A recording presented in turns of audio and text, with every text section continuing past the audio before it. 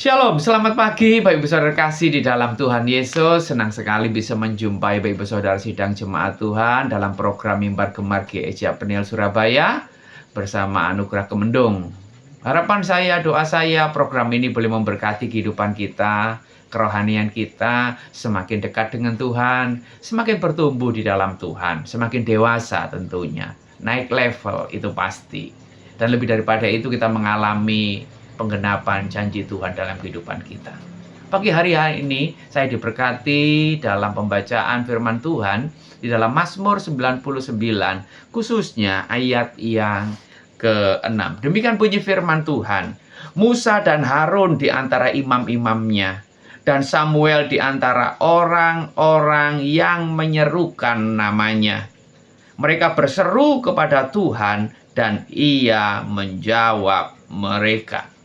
Mereka berseru kepada Tuhan dan Ia menjawab mereka. Haleluya. Ibu saudara kekasih, pagi hari ini renungan firman Tuhan saya beri tema berseru kepada Tuhan dan Ia menjawab.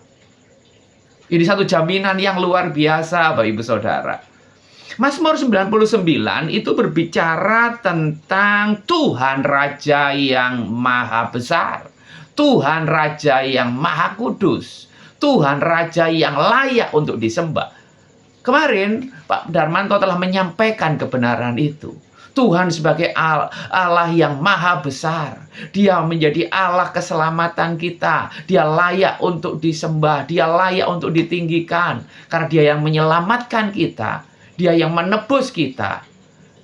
Bapak Ibu Saudara kekasih, pagi hari ini lebih lanjut, Allah yang Maha Besar itu Allah yang juga menjadi jaminan bagi kehidupan kita, orang-orang percaya. Ketika kita berseru kepada Tuhan, maka Ia menjawab kita. Musa, Harun, para imam yang Allah panggil dan Allah utus untuk memimpin bangsa Israel dari perbudakan Mesir, keluar dari perbudakan Mesir menuju tanah perjanjian Kanaan. Samuel adalah hakim yang terakhir yang dipilih Allah untuk menggembalakan umatnya yang besar, yaitu bangsa Israel. Tetapi dari tiga pribadi yang disebutkan di dalam Mazmur 99 ini, baik Musa, Harun, maupun Samuel, ternyata ada kesamaan pesan kehidupan yang mereka bagikan. Yang pertama yaitu apa? Musa, Harun, Samuel mempunyai kehidupan yang senantiasa menyerukan nama Tuhan. Perhatikan baik. Di situ tadi dikatakan ayat yang ke-6, Musa, Harun di antara imam-imamnya, dan Samuel di antara orang-orang yang menyerukan namanya. Kata menyerukan ini mempunyai arti bahwa mereka meninggikan, mereka mengagungkan, mereka memuji, menyembah Tuhan. Dan ini menggambarkan bagaimana Musa, Harun, dan Samuel mempunyai hubungan keintiman, kedekatan dengan Tuhan.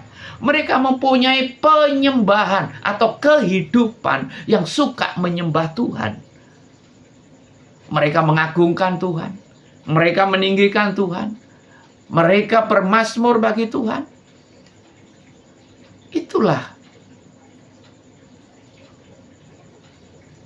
kalau boleh saya katakan, habit, kebiasaan, gaya hidup orang percaya, orang yang dekat dengan Tuhan. Mereka suka menyerukan nama Tuhan. Mereka suka meninggikan nama Tuhan. Mereka suka memuji, mengagungkan. Dan itu menjadi bagian kehidupan penyembahan mereka. Bukan didasarkan lip service, tapi didasarkan pengalaman hidup tentang kebesaran Tuhan, tentang kemahakuasaan Tuhan, tentang kedahsyatan Tuhan dalam hidupnya, sehingga penyembahan itu menjadi bagian kehidupan mereka. Luar biasa. Tetapi tidak cukup kita hidup dalam penyembahan atau pribadi yang suka menyembah. Tetapi di dalamnya ada aspek yang kedua yang kita tidak boleh tinggalkan. Yaitu kita suka apa juga yang kedua. Berseru-seru kepada Tuhan. Poin yang kedua ini berbicara aspek apa? Doa kita. Seruan kita. Permohonan kita. Kehidupan doa kita. Aspek yang kedua. Kita sadar di dalam kehidupan ini ada banyak pergumulan, tantangan, persoalan yang kita hadapi dalam hidup ini. Dalam masalah keluarga, dalam masalah kesehatan, dalam masalah ekonomi, keuangan, dalam masalah anak-anak. Banyak masalah yang dalam kehidupan kita hari lepas hari kita hadapi. Dan memang itulah kehidupan. Tetapi satu perkara, yaitu bagaimana di dalam semua situasi, kondisi, keadaan, hidup yang penuh pergumulan, tantangan, persoalan itu. Bukan hanya kita mempunyai kehidupan yang suka menyembah Tuhan, tetapi juga kita punya kehidupan doa yang senantiasa tekun berdoa, berseru kepada Tuhan. Nah, Bapak Ibu Saudara, Musa, Harun, dan Samuel bukan saja pribadi yang suka menyembah, meninggikan, mengagungkan Tuhan, tapi mereka juga pribadi yang suka berdoa. Saya melihat, mempelajari kehidupan mereka dalam Alkitab. Dicatat Bapak Ibu Saudara, di dalam Keluaran pasal 14, ayat 13, 15, dan 16, dikisahkan bagaimana ketika Musa Harun setelah memimpin bangsa Israel keluar dari Mesir, tanah perbudakan, menuju tanah perjanjian Kanaan dengan tanda-tanda heran 10 tulah itu, akhirnya dengan ajaib bangsa Israel keluar dari Mesir. Tapi dalam perjalanan mereka kemudian menghadapi satu persoalan yang sangat besar, yaitu mereka harus menyeberangi Laut Teberau. Sedangkan di belakang mereka pasukan Mesir bersama Fir'aun mengejar mereka. Tetapi di tengah-tengah situasi yang sulit itu dicatat dalam Keluaran 14, yaitu bagaimana Musa berseru-seru kepada Tuhan. Ya kan? Dikisahkan di situ ayat 13, tetapi berkatalah Musa kepada bangsa itu, jangan takut, berdirilah tetap dan lihatlah keselamatan dari Tuhan yang akan diberikannya pada hari ini kepadamu. Sebab orang Mesir yang kamu lihat hari ini tidak akan kamu lihat lagi untuk selama-lamanya. Tuhan akan berperang untuk kamu dan kamu akan diam saja. Berfirmanlah Tuhan kepada Musa, mengapa engkau berseru-seru demikian kepadaku? Katakanlah kepada orang Israel supaya mereka berangkat. 16. Dan engkau angkatlah tongkatmu dan ulurkanlah tongkatmu ke atas laut dan belahlah airnya sehingga orang Israel akan berjalan dari tengah-tengah laut di tempat kering. 21. Lalu Musa mengulurkan tangannya ke atas laut dan semalam-malaman Tuhan menguakkan air laut dengan perantaraan angin timur yang keras, membuat laut itu menjadi tanah kering. Maka terbelahlah air itu. Demikianlah orang Israel berjalan di tengah-tengah laut tempat kering.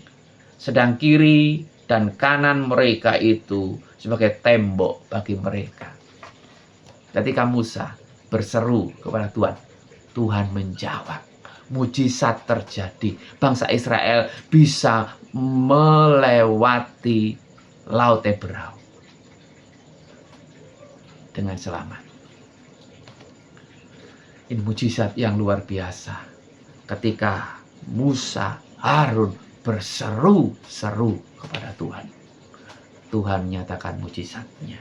Yang kedua, yaitu peristiwa ketika setelah mereka melewati Laut Teberau, menyeberangi Laut Teberau, mereka berada di padang gurun. Selama perjalanan 3 hari itu ternyata persediaan air mereka habis. Kembali dicatat mujizat Allah terjadi.